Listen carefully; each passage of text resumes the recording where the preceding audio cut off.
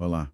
Hoje a gente mergulha numa análise que explora uma tensão interessante. Sim, a diferença entre o que o material chama de uma abordagem religiosa, Tá. que considera insuficiente, E a suficiência que estaria em Cristo. A gente vai olhar como interpretam umas passagens bíblicas-chave para isso. isso. O foco está em Marcos 8, João 6 e João 12, né? Exato. Temos aqui esse texto que analisa Marcos 8, 34 e 35, João 6, 44 e 45, João 12, 32 e 33 e também João 12, 37. A ideia é entender a distinção que eles fazem entre um simples desejo humano, talvez religioso, de seguir Jesus. E uma fé que teria outra origem, né? Segundo essa fonte. Uhum. Então, vamos começar. Marcos 8, 34 e 35, onde Jesus fala: Se alguém quer vir após mim, negue-se a si mesmo, tome a sua cruz e siga-me. E logo de cara a análise dá um peso grande para essa palavra querer. Ah, sim. Como eles exploram isso? Olha, o fascinante é que o texto vai buscar no grego.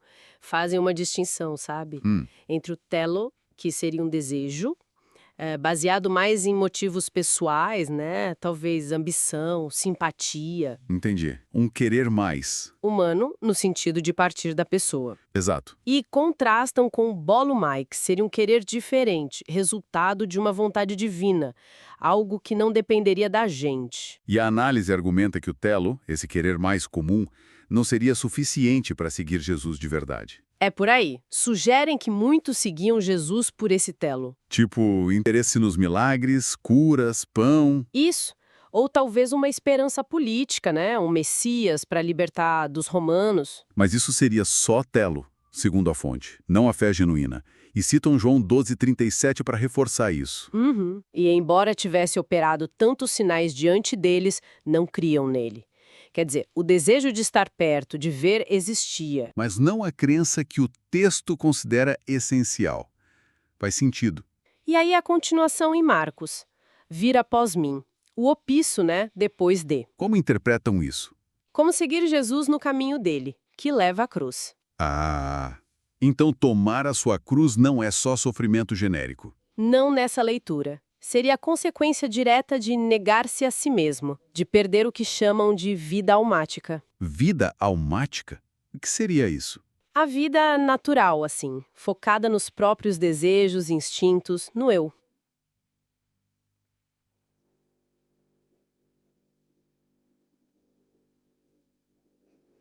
Negar isso seria o primeiro passo. Entendi. É uma leitura forte. E como eles conectam essa ideia de que a vontade principal não vem do indivíduo? Bom, aí entra João 6, 44, 45.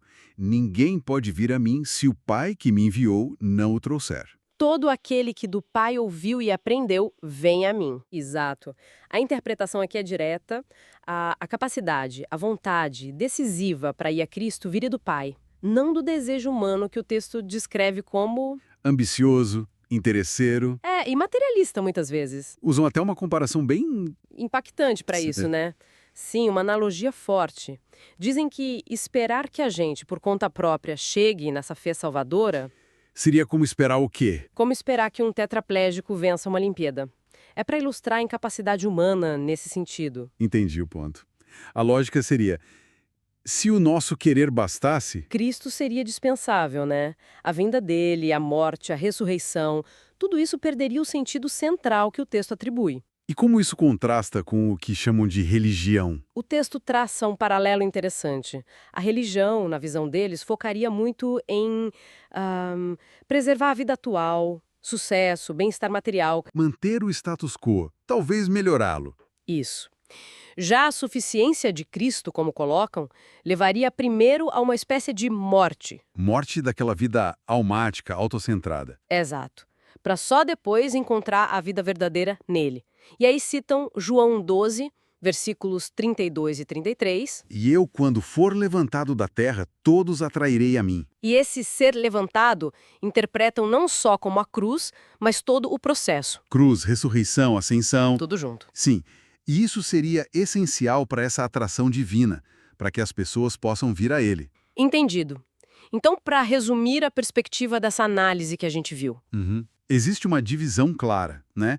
De um lado, o interesse em Jesus, talvez superficial, por ganhos pessoais, que eles associam à religião. Certo. E do outro, uma fé que seria um dom, algo que vem de Deus e que implica necessariamente negar a si mesmo, aceitar a cruz. Como resultado desta nova dinâmica, dessa nova vida iniciada por Deus. Exato. Olhando o quadro geral que a fonte desenha, então, Pois é. o caminho que eles apresentam como suficiente não é o de tentar salvar a nossa vida atual a todo custo com nosso esforço. Não, pelo contrário, exige perdê-la, nesse sentido que discutimos, para então encontrar outra, uma vida diferente. Isso levanta uma questão importante para a gente pensar, né? Baseado só nessa perspectiva que a gente explorou aqui. Com certeza, o que realmente significa dentro desse contexto interpretativo que o texto traz. Aquela frase de Marcos: perder a sua vida por amor de mim e do Evangelho. Exato, em contraste com as tentativas humanas de apenas salvá-la, de preservá-la como ela é. Fica aí a reflexão, que sai direto dessa fonte. E com isso, a gente encerra essa análise de hoje.